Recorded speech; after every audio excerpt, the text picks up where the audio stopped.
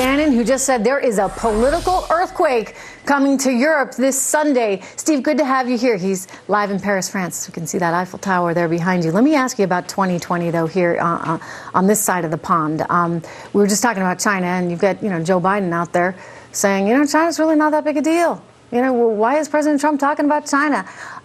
Is that the sort of party line that the Democrats are going to pursue? And if so, where does that land them? Or Joe Biden, shall I say, in 2020?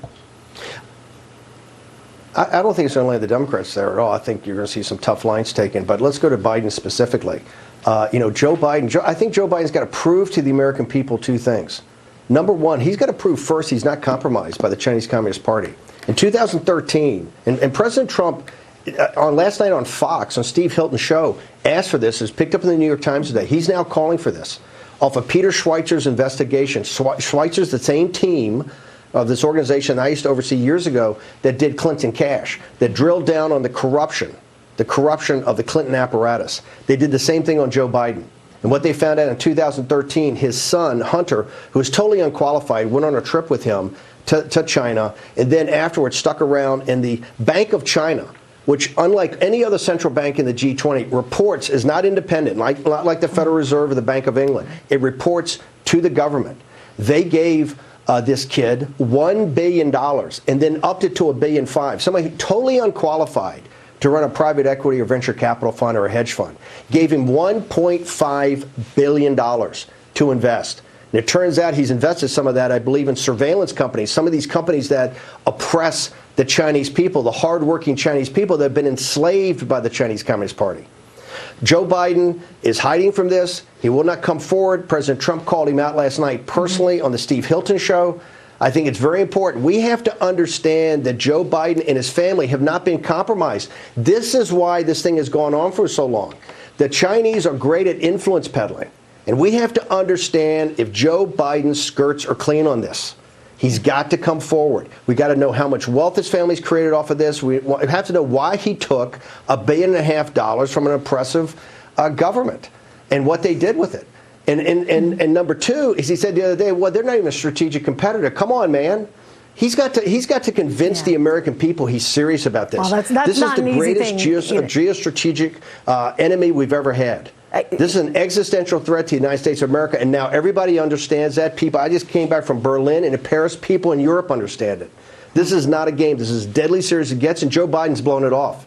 And people in those upper Midwest states, middle-class Joe, they're going to understand that Joe Biden looked the other way while all the jobs got shipped to China. So I think that as he gets really forced into the Democratic primary, he's going to get eaten up on China. And I think you start to see some people on the Democratic Party go after him. Now, I will say something about Bernie Sanders. Bernie Sanders had every opportunity in 2016 with all the information out there on Clinton cash, the book, the movie, the research site. He never went after Hillary Clinton. I kept saying Bernie Sanders had a pillow fight.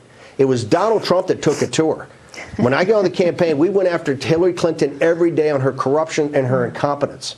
And Bernie Sanders, all the supporters that were so disappointed in 2016, they ought to get on Bernie Sanders every day and ask, why is Bernie Sanders not on Joe Biden's being compromised by the Chinese Communist Party?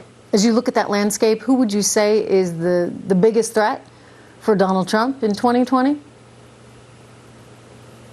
Well, listen, since I think these elections now are not about persuasion but mobilization and looking off of 18, where they did a great job. Remember, in the House races, they beat us 52-46. I think they got 6 or 7, 8 million votes more. 18 should be studied in detail. It's about mobilization. They have some terrific young candidates, but nobody's broken out. And I think one of the reasons they're in single digits is Kamala Harris, Mayor Pete, Beto, across the board. They're running like they're running for student council president. They're not talking about China. They're not talking about Iran. They're not talking about Venezuela. This is a very dangerous world right now. Yeah. And President Trump has got a very set policy he's going through. This is almost like the 1930s to a degree. We're going through a dark valley against very tough individuals and a lot of, as President Trump calls them, bad hombres. Okay? And you hear these debates, you hear these people, it's like the United States exists in an island. That is not the case. I think for Kamala Harris and Mayor Pete and these others, to get any traction, you have to remember, you're running to be commander-in-chief of the greatest nation on earth, and you got to start talking about it and engaging on it. Right now, I think it looks like Bernie and Biden. And Biden's got to be forced in got to be forced back into the Democratic primary. He's getting a total free pass right now. He's running a general election strategy. So I don't think anybody's emerged yet, because I don't think they're down into it enough. But I think if the Democrats, to get more traction, what they're going to have to do is at least act as a counter to President Trump's pretty well thought through policies, particularly on China. President Trump's got a very set geostrategic plan here, and you're not hearing anything really from the Democrats right now. So I think it's got to be, you're going to have to see how this thing develops. Oh, for sure. It's economic, it's political. Let me turn to Iran. Things are heating up with Iran right now. Where do you see this heading? I mean, this is a president who's really kind of made a point of not wanting to engage our military in anything that might be considered needless. However, if provoked, whole different story. So what does it mean with Iran today? Well, listen, I think, remember, President Trump ran we spent $7 trillion in the Middle East on wars that we didn't win. The American people, one of the reasons he's president of the United States is about this managed decline by the elites. President Trump's not an isolationist. America First does not be, all the people in the Democratic Party and the opposition party say he's not isolationist. He's non-interventionist, because we saw where intervention got us in the last 20 years. And President Trump, I think, in Venezuela and Iran, I think his ideas, and I think what he's thinking through is the right way to go. He put economic sanctions on it. If we put secondary sanctions, I think you could break the mullahs. As a young naval officer, I was on a destroyer on a carrier battle group up there off of Iran back in '79 during the hostage situation. I can tell you it's pretty hostile territory. I think getting ahead of ourselves militarily is not the way to go. I'm a big believer in non-intervention, but I'm a big believer in peace through strength and taking it to people when you have to take it to them, like in China.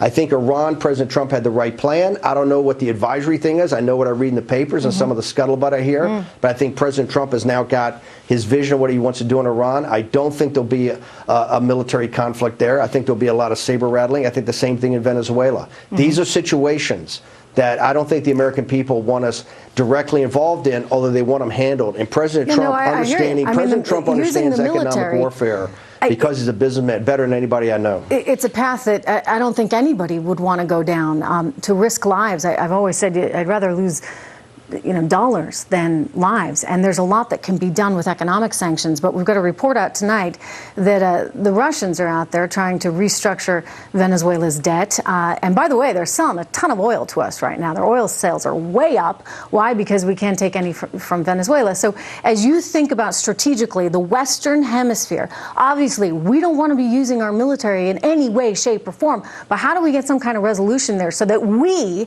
have some kind of relationship with Venezuela? And look, I mean, it's got oil that would rival Saudi Arabia's actually proven reserves in the Orinoco region of 1/3 more than Saudi Arabia. Look, Russia's a troublemaker. They're always going to try to be causing trouble, right? China is the one to worry about, and China is also getting involved down there, obviously Cuba. I think at first it's the frontline nations. It's Brazil, it's Colombia. You have to do this in partnership. We have to clean this type of stuff up, but we can't do it with military intervention. I think actually the situation that happened a couple of weeks ago, I think, was embarrassing. And I don't think the United States should be involved in things like that. We have to have a very well thought through thing, because here's what's going to happen. When civil society implodes in Venezuela, the payback, I think, is going to be pretty horrific. You've had the Chavistas. This is a very troubled society right below the surface. We have to be very careful of what we're doing. We have to have buy-in by the frontline nations. We have to have Bolsonaro in Brazil. We have to have the populist in Colombia on our side. It has to be a very well thought through plan. Here's my big concern about the interventionists.